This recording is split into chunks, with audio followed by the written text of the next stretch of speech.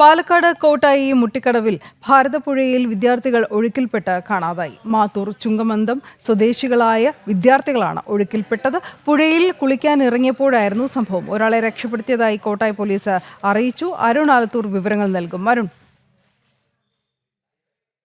മുട്ടിക്കടവിലാണ് ഭാരതപ്പുഴയിൽ ഒഴുക്കിൽപ്പെട്ട് കാണാതായിരിക്കുന്നത്. മാത്തൂർ ചുങ്കമന്തം സ്വദേശികളായ വിദ്യാർത്ഥികളാണ് ഒഴുക്കിൽപ്പെട്ടത്. 12:30 പുഴയിൽ കുളിക്കാൻ ഇറങ്ങിയവരായിരുന്നു കാണാതായത്. ഇതിനിടയിൽ ഒഴുക്കിൽപ്പെട്ടതെന്ന് വിവരം ലഭിച്ച് പിന്നീട് നാട്ടുകാരും അഗ്നിശമന സേന ഉൾപ്പെടെയുള്ളവർ എത്തി തെരച്ചിൽ ആരംഭിക്കുകയായിരുന്നു.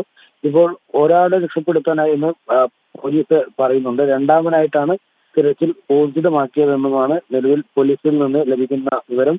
കുന്നംപറമ്പ് തണ്ണിക്കോട് താമസിക്കുന്ന സവിയുടെ മകൻ സുഗുണേഷ് എന്ന 18-കാരനാണ് ഇപ്പോൾ കാണാതായിരിക്കുന്നത്. ഏതായാലും അഗ്നിരക്ഷാ സേന തിരച്ചിൽ നടത്തുകയാണ്.